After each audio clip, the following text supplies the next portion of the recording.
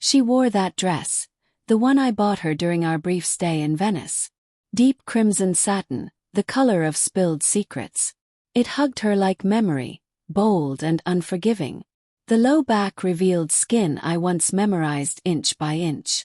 That dress wasn't just clothing. It was intention. Seduction wrapped in silk. From the shadowed corner of the candlelit restaurant I watched. The light from the taper flames caught the shimmer of pearl earrings she'd once insisted were lost.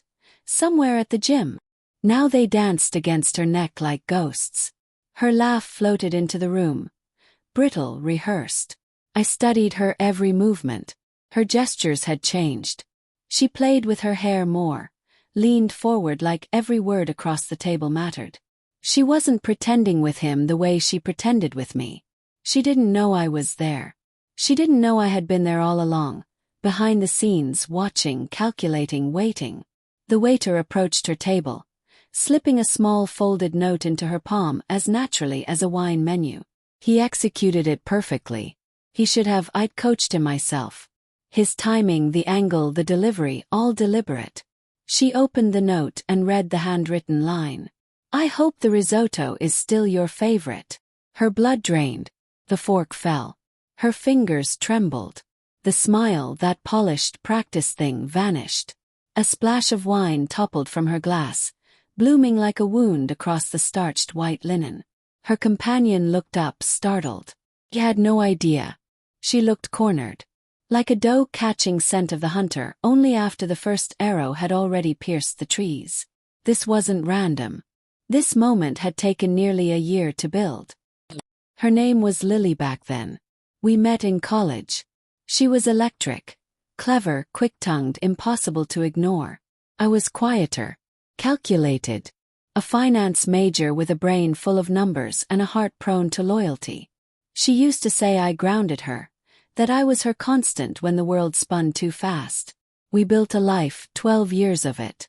A joint mortgage, no kids by mutual choice, and a golden retriever named Milo we both spoiled like a child. She said she never wanted children. Said our love was enough. That I was enough.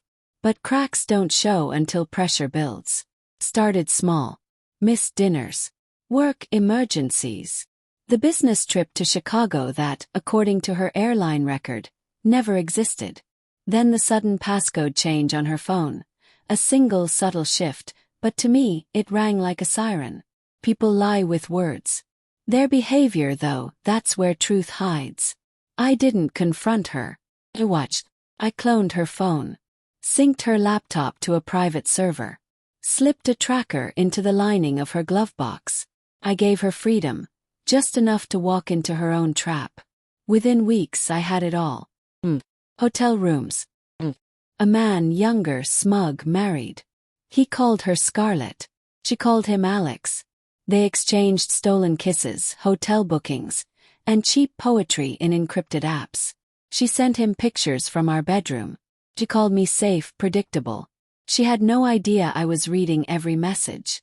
Listening to their whispered lies. But I didn't rage. I refined. Quiet divorce wouldn't do. It had to sting. It had to echo. I began with our finances. Slowly, methodically, I transferred assets into new accounts she didn't know existed. Moved investments. Liquidated some. Rebuilt others under trusts. Everything above board. Everything perfectly legal. Then I hired a lawyer, Thomas Mendez. Sharp, discreet, and ruthless. He found a clause in the prenup. One she'd skimmed, never questioned. Her adultery nullified her entitlement to any post-marital assets. Then came the restaurant, her favorite. She used to call it our special place. I made a reservation at a table with the best sightline to the one I knew she'd pick. 2 weeks in advance.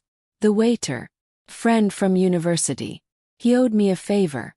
The evening arrived. I wore a black shirt, no tie, and the vintage watch she thought she'd lost during a trip to Lake Como.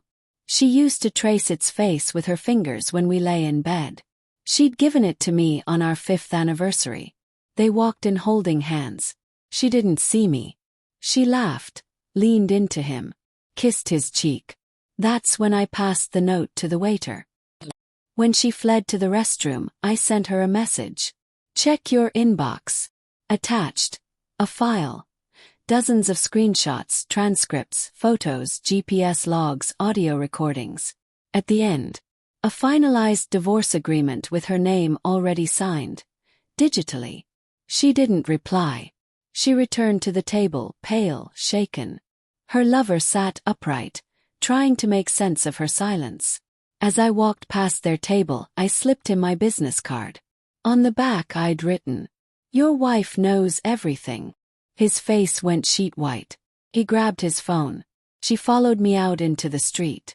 Her heels clicked in panic. "Ethan, wait. Please, talk to me." I turned to her. Met her eyes.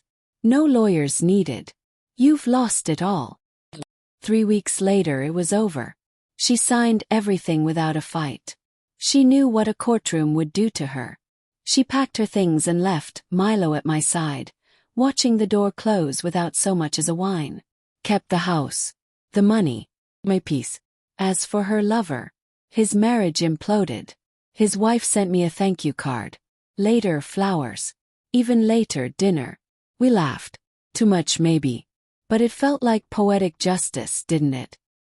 Sometimes when the house is quiet, I think about the way Lily used to look at me before the lies, before her eyes stopped meaning what they said. But those memories fade fast. What remains is the image of her in that red dress, trembling, with a crumpled note in hand, and her life unraveling in real time. She expected tears. Rage. Some cinematic meltdown. She forgot who I was. Watch. Wait. Execute. She played for thrill. Played for keeps. I didn't destroy what we had. I simply turned out the lights and let her stumble through the dark. Because some endings don't scream. They whisper. Neko. Forever.